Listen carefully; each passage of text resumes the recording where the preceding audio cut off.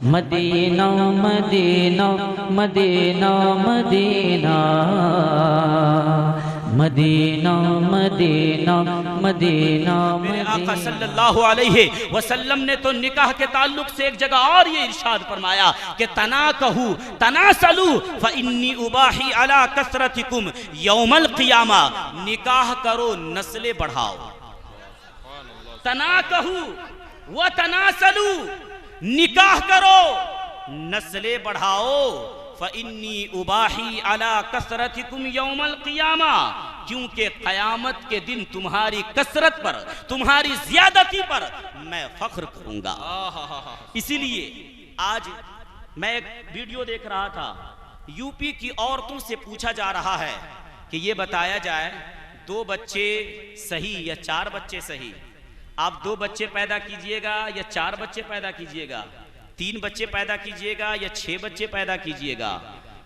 बहुत सारी औरतें जो अल्लाह और उसके रसूल के दीन को जानती हैं, नबी की हदीस को पढ़ती हैं, जो इस हदीस को जानती है कि शादी इस नीयत से भी करनी चाहिए कि तनाकहू व तनासलू, निकाह करो नस्लें बढ़ाओ, निकाह करो नस्लें बढ़ाओ कि हदीस उसके जहन में है। तो वो औरतें ये कहती है नहीं नहीं, योगी जो कानून ला रहे हैं ये गलत है, बल्कि मेरी शरीयत जो कहती है यही हक है और हम यही करेंगे। इसलिए कि मेरे आका सल्लल्लाहु अलैहि वसल्लम ने कहा है निकाह करो नस्लें बढ़ाओ, क्योंकि तुम्हारी कसरत पर क़यामत के दिन मैं फख्र करूंगा। फिर मीडिया वाला पूछता है ये 4 बच्चों को आप कहां से खिलाएंगे, 5 बच्चे को कहां से खिलाएंगे, ये 6 लड़कियों की शादी आप कैसे करेंगे? तो मैं ये कहूंगा, क्या अगर किसी के पास एक लड़की हो, अगर अल्लाह चाह ले तो क्या वो एक लड़की की भी शादी कर सकता है? क्या नहीं कर सकता। मगर अल्लाह चाहे तो 10 लड़कियां अगर उसके पास हो जाए तो अल्लाह उन 10 लड़कियों की शादी करवा सकता है। मगर शर्त ये है कि तुम अपने दिल में अल्लाह का डर तो बसा के देखो। अल्लाहु अकबर, या रसूल अल्लाह जिंदाबाद जिंदाबाद जिंदाबाद, अल्लाहु अकबर, या रसूल अल्लाह। कम ज़र्फ़ मुसलमान है वाह वाह, जो ये कहता है कि 2 बच्चे यही काफी है, हम इसको नहीं खिला पा रहे हैं। अरे बेवकूफ इंसान, अगर तुम्हारे अंदर इतनी ताकत कहां है कि तू 2 बच्चों को भी खिला ले, वो तो अल्लाह खिलाने वाला है। अल्लाह कुरान मुक़द्दस में इरशाद फरमाता है ला तक़्तुलू औलादकुम खशियत इमलाकिन नहनु नरज़ुकुहुम व इय्याकुम। ए इंसान, मुफलिसी और गरीबी की डर से तुम अपनी औलाद को कत्ल नहीं करो, क्योंकि उन्हें भी रिज़्क़ हम ही देते हैं और तुम्हें भी रिज़्क़ हम ही देते हैं। मगर शर्त यह है तुम अपने दिल में अल्लाह का डर तो बसा के देखो, अल्लाह का खौफ तो बसा के देखो। हाल तो ये है हम पे नमाज़ें फर्ज किए गए हैं मगर नमाज हमारे अंदर नहीं है। अल्लाह के नबी सरकार मोहम्मद मुस्तफ़ा सल्लल्लाहु अलैहि वसल्लम ने इरशाद फरमाया कि जब कोई इंसान खौफे खुदा से कांपने लगता है, जब इंसान का जिस्म खौफे खुदा से कांपने लगता है, उसका जिस्म थर्राने लगता है, तो उसके बदन से उसके गुनाह ऐसे झड़ जाते हैं तमा यतहानत अनिश शजरती वर्कुहा, जैसे किसी दरख्त को हिलाने से उसके पत्ते झड़ जाते हैं, ऐसे ही उसके बदन से उसके गुनाह झड़ जाते हैं। मेरे आका सल्लल्लाहु अलैहि वसल्लम, नारे तकबीर, नारे रिसालत, उस्तादु शोरा फरहत साबरी, उस्तादु शोरा अली जनाब शायर इस्लाम फरहत साबरी साहब कबीला भी तशरीफ ला चुके हैं। हम सारे हजरात को सुनेंगे, मगर मैं जो अभी सुना रहा हूँ थोड़ी देर मुझे भी सुन लीजिए। कहिए मैं चल के सुभान अल्लाह, सुभान अल्लाह, कहिए अल्हम्दुलिल्लाह, पढ़िए ला अल्हम्दुलिल्लाह, इलाहा इल्लल्लाहु मुहम्मदुर रसूलुल्लाह। फिर इंसान ये सोचता है हम कहाँ से खिलाएंगे, कहाँ से पिलाएंगे। मैं ये कह रहा हूँ अपने दिल में पहले अल्लाह का डर बसाओ, अल्लाह का खौफ बसाओ। देखो तुम्हें अल्लाह रिज़्क़ कहां से देता है, तुम्हारे घर में अनाज कहां से आते हैं। हम नहीं कहते, अल्लाह तबारक व तआला ने सूरह तलाक में इरशाद फरमाया, वमन यत्तकिल्लाह यजअल लहू मखरजा व यरज़ुक़हू मिन हैसु ला यहतसिब। जो अल्लाह से डरेगा अल्लाह उसके लिए कोई ना कोई रास्ता जरूर निकालेगा। मैं उन औरतों को जवाब देना चाहता हूं, तुम ये कहते हो 2 बच्चों को खिलाना मुश्किल है, तुम अपने बालों को देखो, तुम अपनी ज़ेबाइश को देखो, तुम अपने रहन सहन को देखो, तुम्हारा चलना कैसा हो रहा है, तुम्हारा फिरना कैसा हो रहा है, तुम्हारा उठना कैसा हो रहा है, तुम्हारा बर्ताव तुम्हारे शौहरों के साथ कैसा है, तुम्हारा बर्ताव तुम्हारे सास के साथ कैसा है।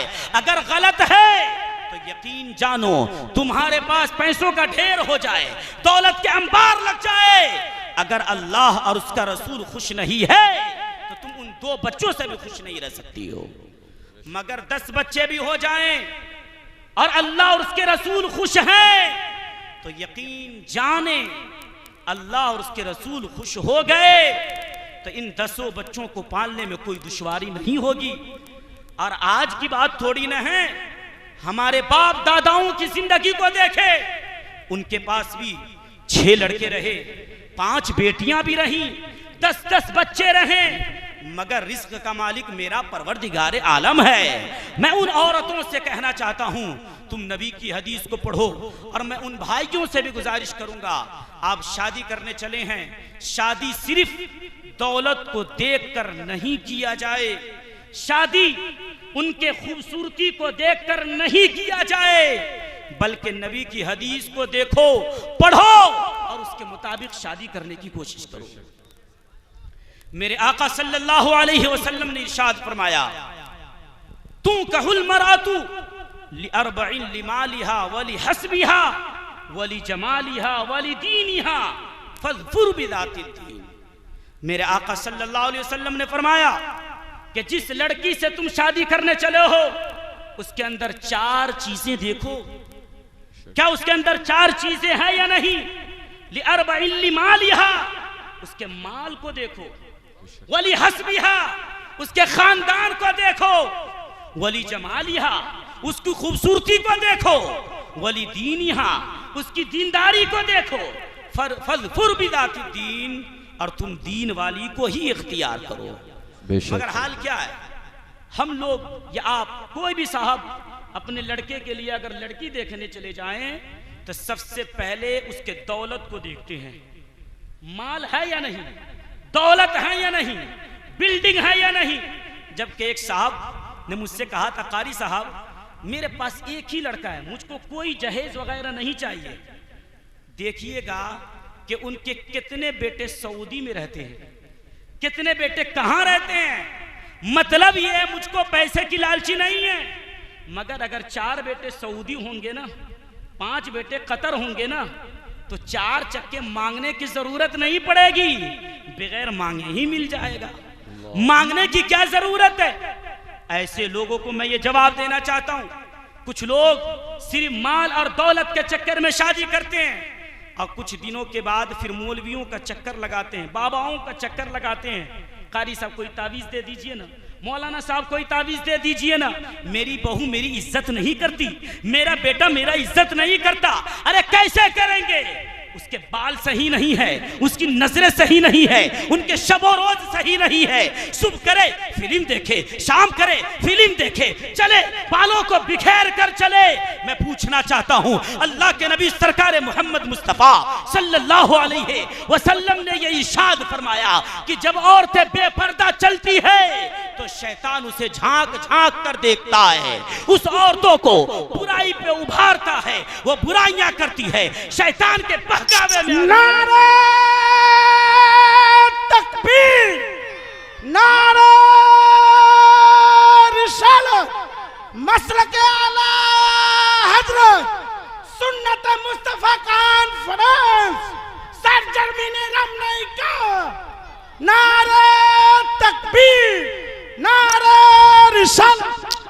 अगर बहू के हाथ से सही चाय पीना चाहते हैं, शादी के बाद लड़कों की जिंदगी पहले वाली जिंदगी देखना चाहते हैं, तो दुनियादार जो बेवकूफ माल के चक्कर में, दौलत के चक्कर में जो शादियां करते हैं, ऐसी शादी करना छोड़े और नबी की हदीस के मुताबिक शादी करना शुरू कर दे।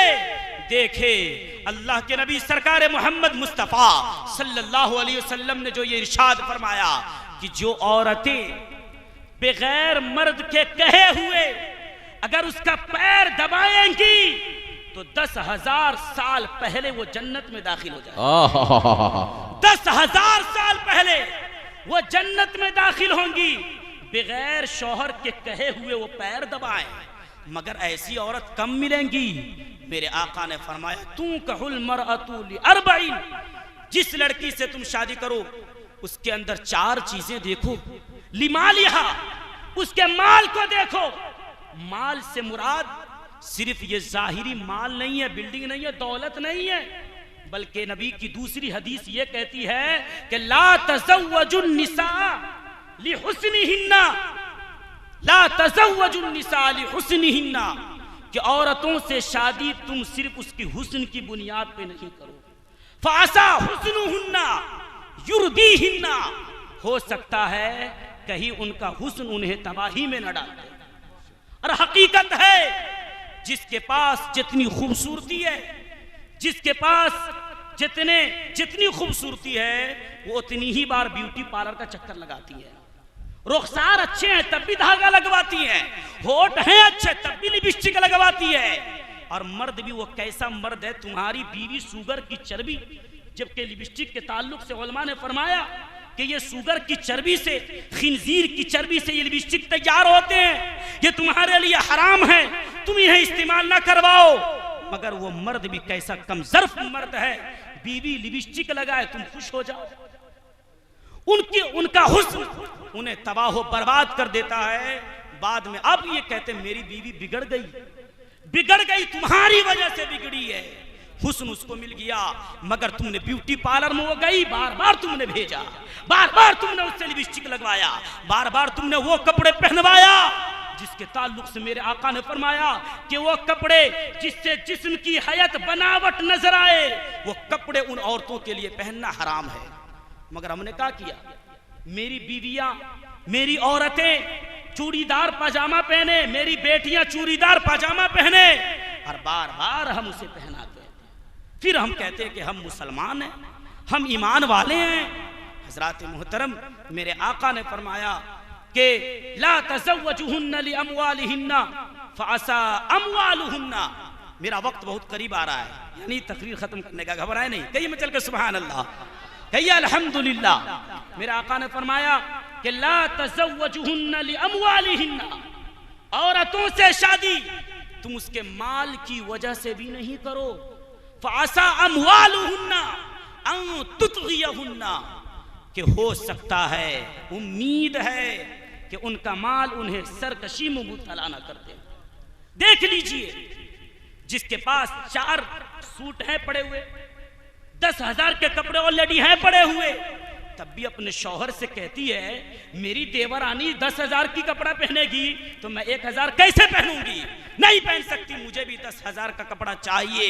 वो शौहर मजबूर होकर बार बार मॉल का चक्कर लगाता है। 18 सूट पड़े हुए हैं, तब भी 19वें के चक्कर में वो मॉल में जाता है, बीवियों को लेकर जाता है, वो उसके कपड़े खरीदवाता है, मगर उसे ये फिक्र नहीं होती, उन माओं को ये फिक्र नहीं होती। हम कहते हैं हम हजरत फातिमा के कनी, हम हजरत फातिमा के खादिमा है। अरे कैसी तुम खादिमा हो, हजरत फातिमा ने जो कपड़े पहना था, जो दुपट्टे ओढ़ा था, उसके दुपट्टे में 72 पेवंद थे, मगर तुम्हारे पास इतने होते हुए भी अगर तुम खरीद रही हो, जबकि यतीमों का माल, यतीमों का भी हक है तुम्हारे माल में, तुम्हारे पड़ोसियों का भी हक है तुम्हारे माल में, मगर तुमने उसका हक अदा नहीं किया।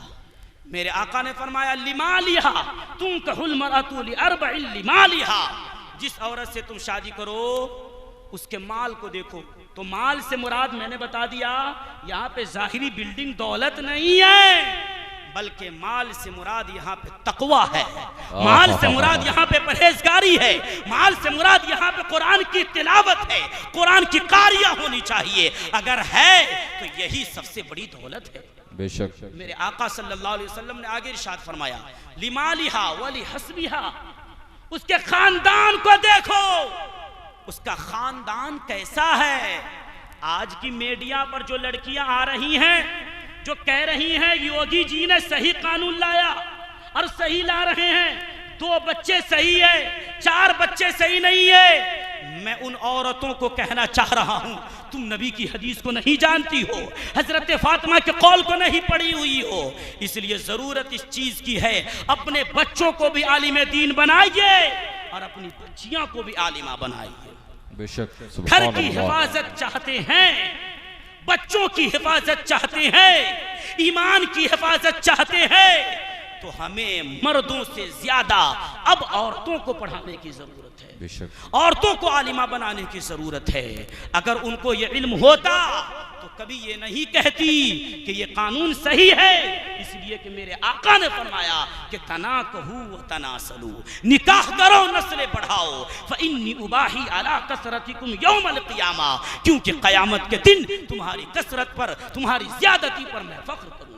सुभान अल्लाह, सुभान अल्लाह। लिमालिहा वली हस्बिया, उसके खानदान को देखो, उसका खानदान कैसा है, उसकी माँ कैसी है, उसका बाप कैसा है, उसका दादा कैसा है। मैं एक मर्तबा एक लड़की को मैं भी देखने के लिए गया, लड़के को देखने गया, गांव की मेरी लड़की थी, उसके लिए लड़के को देखने गया। उसमें से एक बुजुर्ग थे, वो कह रहे थे कि ये बताइए कि लड़की की माँ कहाँ की है, लड़की की माँ कहाँ की है। तो हम लोग सोच में पड़ गए कि इनको तो पूछनी चाहिए, लड़की क्या पढ़ी है, क्या नहीं पढ़ी है, हरपुरवा की है तो कैसी है, क्या नहीं है, मगर ये पूछ रहे हैं कि इसकी माँ कहाँ की है, बताया जाए। मैं समझा कि हजरत उमर फारूक आजम ने मजानियुल अदब में फरमाया आखिर में कि अपने मशवरे में जरूर अपने बुजुर्गों को रखा करो, अपने बुजुर्गों को जरूर रखो, जो तुम नहीं देख रहे हो वो देख रहे हैं। हक है। वो साहब इसलिए पूछ रहे थे कि इसकी माँ कहाँ की है, मतलब ये है कि माँ अच्छी होगी तो बेटी भी अच्छी होगी, अगर माँ बुरी होगी तो बेटी भी बुरी होगी, अगर माँ सीरियल देखने वाली होगी तो बेटी भी माँ के सिराने में सर लगाकर जरूर वो सीरियल देखने वाली होगी, मगर माँ फातिमा जैसी होगी तो बेटी भी फातिमा जैसी जरूर होगी, माँ फातिमा जैसी कुरान की तिलावत करने वाली होगी तो बेटी भी जरूर होगी। और मैं कहता हूं कि अगर लड़के की शादी करना हो तो लड़की को भी देखो और उसकी माँ को भी देखो, उसकी माँ को भी देखो और उस लड़की को भी देखो। अगर लड़की अच्छी है मगर माँ उसकी फाहिशा है, नाचने वाली है, गाने वाली है, तो जरूर कुछ न कुछ बू जरूर उसके अंदर होगी। हमने ये भी पढ़ा है कि हजरत अली रज़ी अल्लाह ताला अन्हु ने एक मर्तबा ये फरमाया कि अगर शराब के कतरे अगर समंदर में गिर जाएं और समंदर का पानी सूख जाए और उस पे हरियालियां आ जाएं तो मैं उन हरियालियों को, बकरियों को चराना पसंद नहीं करूंगा। पूछा गया क्यों हुजूर? आपने फरमाया चूंकि उसमें शराब का कतरा गिरा है, मुमकिन है उसकी बूझ घास में भी हो, इसलिए मैं उन घासों को चराना पसंद नहीं करूंगा। इसलिए उलमाए किराम और नबी ने जो फरमाया कि उसके खानदान को देखो, उसकी माँ कैसी, उसकी दादी कैसी है, उसका दादा कैसा, उसका परदादा कैसा है, अगर अच्छे हैं तो फिर उस लड़की को अपने घर में लाओ। मेरे आका ने आगे इरशाद फरमाया वली जमालिहा, उसकी खूबसूरती को देखो, और खूबसूरती से मुराद यहाँ पर यही है वो कुरान की कारिया होनी चाहिए, नमाजी होनी चाहिए, तिलावत करने वाली होनी चाहिए। जाहिरी खूबसूरती नहीं है यहाँ पे मुराद, सफेद चमड़े मुराद नहीं है, इसलिए कि अगर सफेद चमड़े मुराद होते तो अरबी शायर ये ना कहता लैसल जमालू बि अस्वाबी तुज़य्यिनुना इन्नल जमाल जमालुल इल्मी वल अदब। कपड़ों की खूबसूरती कोई खूबसूरती नहीं है, बेशक इल्म अदब की असल खूबसूरती है। अगर उसके इल्म, उसके अंदर इल्म दीन है, तकवा है, परहेजगारी है, तो यही उसके लिए सबसे बड़ी खूबसूरती है। मेरे आका ने इरशाद फरमाया आगे, आखिरी मरहले में मैं चल रहा हूँ कि कि मेरे आका ने यह भी फरमाया वली दीन, यहाँ उसके अंदर तुम दीनदारी भी देखो। अगर उसके अंदर दीनदारी है, इल्म दीन है, मेरे आका ने ऐसे नहीं कहा कि लिकुल्लि शैइन तरीकुन व तरीकुल जन्नतिल इल्म, हर चीज का एक रास्ता है मगर जन्नत का रास्ता इल्म है। अगर इल्म है तो जन्नत में दाखिल हो सकती है, मगर इल्म नहीं है तो जन्नत में भी दाखिल नहीं हो सकती है। मेरे आका ने यह भी इरशाद फरमाया फज़फुर बिज़ाति दीन, मगर तुम दीन वाली ही को इख्तियार करो। मेरे आका ने दूसरी हदीस में जो फरमाया कि वलाकिन तज़व्वजुहुन्ना अला दीन, कि तुम दीनदार दीन वाली को इख्तियार करो। वला अमतुन खरमाउ सौदाउ ज़ातु दीन अफजल, वो काली कलौटी उस गोरी से बेहतर है जिसके अंदर तकवा है, परहेजगारी है।